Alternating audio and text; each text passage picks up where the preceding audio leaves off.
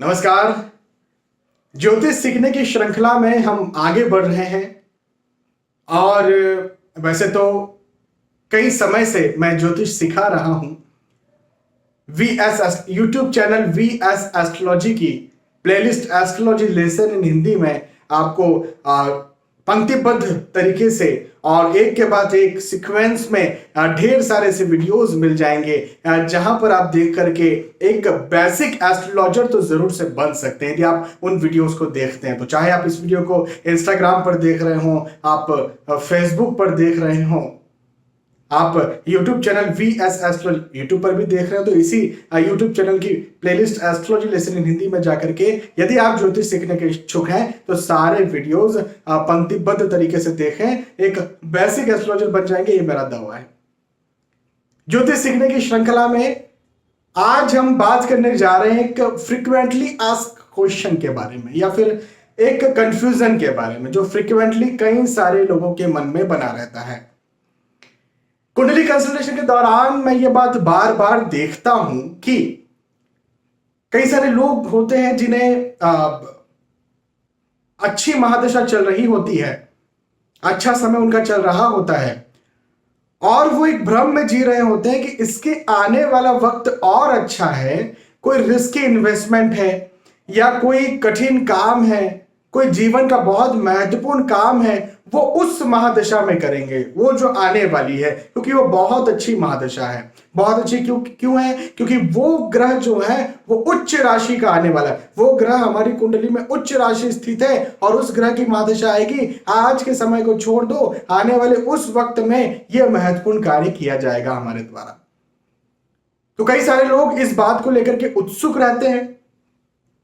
अब अनफॉर्चुनेटली कई बार मैं ये पाता हूं कि वो फिर मेरे पास आते हैं कि सर हमें बताया गया था किसी एस्ट्रोलॉजर के द्वारा कि ये ग्रह आपकी कुंडली में उच्च राशि स्थित है और इसकी महादशा आने वाली है और आपको बहुत अच्छे फल मिलेंगे, या फिर हमने खुद ही ने कहीं देखा था कि उच्च के ग्रह अच्छे फल देते हैं और हम इसकी महादशा का इंतजार कर रहे थे, कुछ अच्छा करेंगे हम, और इवन यही महादशा आई। पहले तो अच्छा समय था, पहले 100 पर थे, आज जो है हम 0 पर आ गए, 10 पर आ गए, 50 पर आ गए।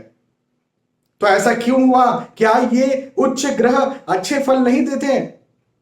क्या हमेशा उच्च ग्रह का अच्छा फल देखने को नहीं मिलता? तो आज इसी भ्रम को हम दूर करेंगे। हालांकि इस बारे में मैं पहले भी कई बार वीडियोस बना चुका हूं, लेकिन बार बार मुझसे ये प्रश्न आज भी किया जाता है। तो मुझे लगता है कि और वीडियो बनाने की जरूरत है ताकि जिन लोगों तक ये वीडियो नहीं पहुंचा है उन्हें भी पहुंचे। तो देखिए, एक भ्रम को आप निकालिए कि उच्च राशि स्थित ग्रह जो है हमेशा ही अच्छे फल नहीं देते। इस बात को आप समझिए, हमेशा ही उच्च राशि स्थित ग्रहों ने अच्छे फल देना है ऐसा नहीं है। उच्च राशि स्थित ग्रह कई बार अपने खराब फल भी देते हैं, हाँ, कई बार अपने अच्छे फल भी देते हैं। तो उच्च राशि का मतलब क्या होता है? तो पहले मैं आपको कुछ बातें यहां पर समझाता हूं। देखिए, मैंने कुंडली बनाई है, ये सिंह लगने की कुंडली है। उदाहरण के तौर पर सिंह लगने की कुंडली है, आपके पास कुछ और लगने की कुंडली भी हो सकती है। इसमें मैंने सारे ग्रहों को जो है वो अपनी उच्च राशि में बैठाया है। जैसे बुध अपनी उच्च राशि कन्या में बैठे हैं, हाँ, शनि महाराज अपनी उच्च राशि तुला में बैठे हुए हैं, ऐसे ही केतु, मंगल, शुक्र, सूर्य, चंद्र, राहु, बृहस्पति, इन सारे ग्रहों को मैंने अपने अपने उच्च राशि में बैठाया है। लेकिन आपको क्या लगता है, सारे ग्रह उच्च राशि स्थित बैठे हुए हैं, क्या ये कुंडली बहुत अच्छी है? नहीं, यह कुंडली बहुत अच्छी नहीं है, खराब फल देने वाली है। और कहीं गलती से यदि बृहस्पति देव की महादशा लग गई, यदि गलती से कहीं शनिदेव की महादशा लग गई या मंगल की या फिर शुक्र देव की महादशा लग गई, तो जातक जो है पूरी तरह से परेशान हो जाएगा। तो यहां पर क्या देखना ज्यादा जरूरी है? देखिए, मैंने यहां पर आपको समझाया है कि सबसे पहले नंबर पर ग्रहों का मारकत्व और कारकत्व देखना होगा। कौन से ग्रह मारक हैं, कौन से ग्रह योग कारक हैं, इस बात को देखना बहुत ज्यादा जरूरी है। यहां पर कैसे समझेंगे? सिंह लगनी कुंडली में मारक ग्रह कौन हुए? अच्छा, यदि आपको मारक ग्रह क्या होते हैं, योग कारक ग्रह क्या होते हैं, सम ग्रह क्या होते हैं, ये नहीं पता है, तो आप एक काम ये करिए कि YouTube में जाइए, सर्च में लिखिए मारक ग्रह को समझे कॉमा वीएस एस्ट्रोलॉजी, योग कारक ग्रह को समझे कॉमा वीएस एस्ट्रोलॉजी। आपको मेरे वीडियोस देखने को मिल जाएंगे, उन वीडियोस को देखिए, सीखिए, समझिए, उसके बाद आपको समझ में आएगी। यदि आपको पता है मारक कारक क्या होता है तो आप पहले यहाँ पर देखिए। देखिए मैं बहुत सामान्य तौर पर समझा देता हूं। मारक यानी मारने वाले। कुंडली के कुछ ऐसे ग्रह जो शत्रु ग्रह हों उन्हें मारक कहते हैं। योग कारक यानी जोड़ने वाले, या योग कारक मैं हमेशा अच्छा तो नहीं कहूंगा, लेकिन आप जोड़ने वाले या फलों को बढ़ाने वाले, फलों की वृद्धि करने वाले बोल दें। अधिकतर योग कारक ग्रह अपने अच्छे ही फल देते हैं। इस बात को आप समझ। समग्रह क्या होते हैं? समग्रह कभी अच्छे फल देते हैं, कभी खराब फल देते हैं, वो मैंने विस्तार से उन वीडियोस में समझाया है। तो मान लीजिए सिंह लग्न की कुंडली यहाँ पर बनी हुई है। अब मारक ग्रह को समझते हैं कि मारक ग्रह कौन है इस कुंडली में। तो षष्ठेश जो है वो मारक ग्रह है। कौन है षष्ठेश? शनि महाराज। शनि महाराज उच्च राशि स्थित है तृतीय स्थान पर। और यदि शनि महाराज यहां पर स्थित हैं तो क्या शनि महाराज अपने अच्छे फल देंगे? बिल्कुल भी नहीं। शनि देवता इस भाव के सारे सिम्टम्स को बढ़ाएंगे। क्या है इस भाव के सिम्टम्स?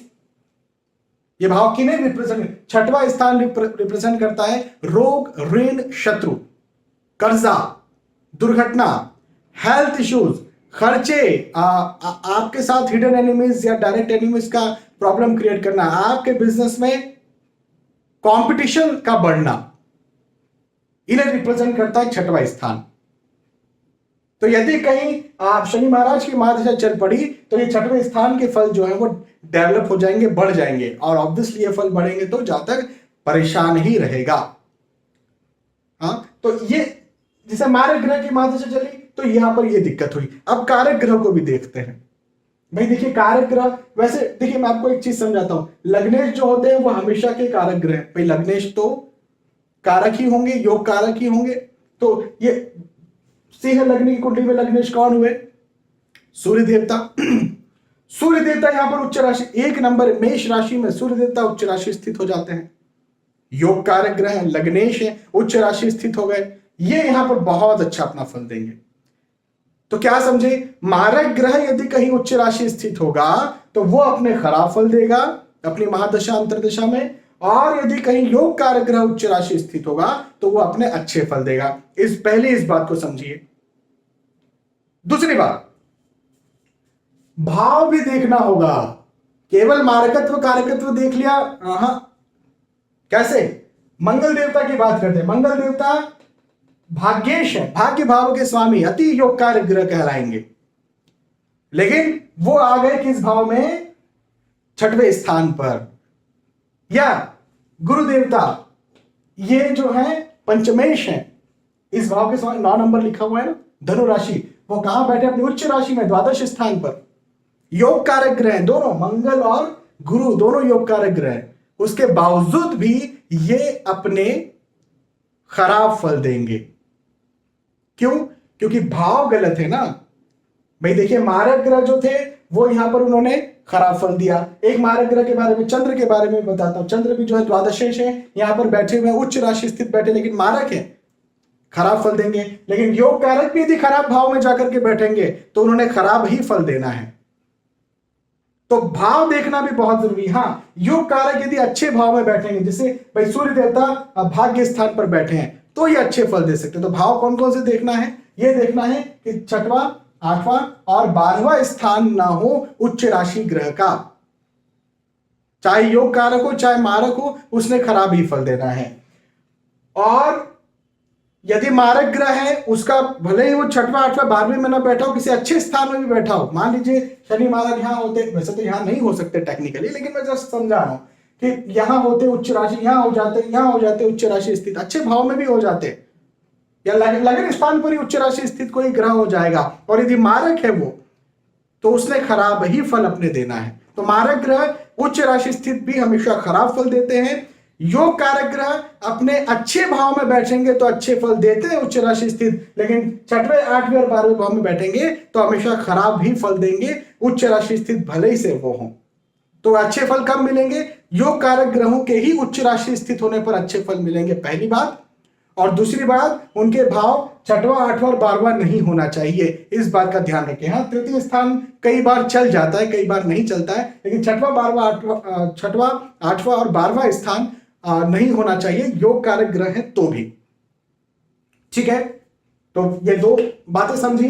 डिग्री भी बहुत ज्यादा महत्वपूर्ण है। देखिए कोई ग्रह यदि मान के चलते हैं, मैं कह रहा हूं कि ये मारक ग्रह है शनि महाराज, या मैं कह रहा हूं कि चंद्र देवता मारक ग्रह है, ये उच्च राशि स्थित है, बहुत खराब फल देंगे, बहुत खराब फल देंगे, मैं कह तो रहा हूं। लेकिन भैया इनकी डिग्री जो है वो चंद्र देवता की डिग्री है 0, या शनि महाराज की डिग्री है 29। इनके पास बल ही नहीं है। जब बल ही नहीं है तो कितना खराब फल दे देंगे? थोड़े बहुत खराब फल देंगे, बहुत थोड़े बहुत। तो यहां पर डरने की ज्यादा जरूरत नहीं है। हाँ, या फिर मैं कह रहा हूं सूर्य देवता जो है वो बहुत अच्छे हैं, योग कारक ग्रह होकर के बैठ गए 9वें स्थान पर। अब यहां पर इनकी डिग्री जो है वो 0 है, तो ये कौन से बहुत अच्छे फल दे लेंगे? बिल्कुल नहीं देंगे।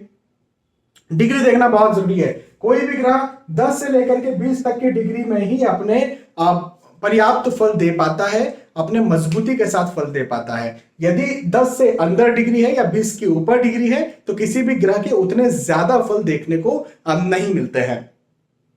तो ये जो ग्रह खराब रिजल्ट दे रहा है उसके लिए तो बहुत अच्छी बात है कि डिग्री कम हो, लेकिन जो ग्रह योग कारक है जो अच्छे रिजल्ट दे रहा है उस हिसाब से खराब बात है कि कम डिग्री हो। हाँ, इसका उल्टा भी वैसे ही सही है। यदि योग कारक ग्रह जो उच्च राशि स्थित हैं, जिन्होंने बहुत अच्छे फल देना चाहिए, उनकी डिग्री जो है वो मजबूत है तो ये बहुत अच्छी बात हो गई। लेकिन यदि कहीं मारक ग्रह जो उच्च राशि स्थित है, जिन्होंने खराब फल देना है, वो यदि कहीं डिग्री वाइज मजबूत है, 10 से लेकर के 20 तक की डिग्री में है, तो उन्होंने अपने खराब फल देना और ये खराब बात हो गई। तो ऑब्वियसली दोनों ही जगहों पर ये बात बैठती है। आज के इस वीडियो को समझाने का मेरा मकसद ये था कि आपको ये बात समझ में आए। मुझे नहीं लगता कितनों की ये वीडियो समझ में आया होगा। थोड़ा सा हो सकता है कॉम्प्लिकेटेड आपको लगा हो। यदि आप ज्योतिष से जुड़े हुए हैं, मुझसे जुड़े हुए हैं लंबे वक्त से, तो आपको ये वीडियो समझ में आ चुका होगा। यदि मुझसे नहीं जुड़े हुए हैं या ज्योतिष से नहीं जुड़े हुए हैं तो हो सकता है आपको इस वीडियो को समझने में कठिनाई जा रही हो। कमेंट में जरूर बताइए कि क्या आपको ये वीडियो समझ में आया या नहीं आया, पसंद आया या नहीं आया। एक बार मैं दोहरा दूं, आप चाहें तो मैं दोहरा देता हूं। खैर दोहरा देता हूं, यदि दोहराना आपको अच्छा लगे तो वीडियो को और आगे देख लीजिए। तो आप क्या समझे? उच्च राशि स्थित कोई भी ग्रह अच्छे फल तभी देगा जब वो पहले नंबर पर तो योग कारक हो, पहली शर्त, और दूसरी शर्त ये कि वो अच्छे भाव में बैठा हो, 6वें 8वें और 12वें स्थान पर ना हो। मारक ग्रह कभी भी उच्च राशि स्थित अपने अच्छे फल नहीं देगा। ठीक है, आप ये समझ गए। हालांकि बुध की स्थिति, कई बार बुध जो है वो उच्च राशि स्थित हो जाते हैं 6वें 8वें या 12वें स्थान पर। अब बुध के साथ एक विपरीत राजयोग की स्थिति हो जाती है। यदि विपरीत राजयोग की स्थिति बनेगी तो बुध उच्च राशि स्थित अपने अच्छे फल दे लेंगे, लेकिन वो बुध एक एक्सेप्शनल केस है, उसको भूल जाइए अभी कुछ समय के लिए। लेकिन ये जो मैंने आपको एक बात समझाई है, इसे आप समझ के रखिए और इस बात को फॉलो करिए कि कोई ग्रह यदि उच्च राशि है तो हमेशा इसको देख करके ये नहीं कि भाई बहुत अच्छा, या आप यदि एस्ट्रोलॉजर हैं, दूसरों को कुछ बता रहे हैं, प्रेडिक्शन दे रहे हैं और उच्च राशि ग्रह आएगा और बहुत अच्छे अच्छे फल देगा, सामने वाला जो बेचारा इनोसेंट इंसान है वो बड़े बड़े ख्वाब बुन लेगा और बड़े बड़े इन्वेस्टमेंट्स कर देगा और वहां गया कि बस पूरा खत्म।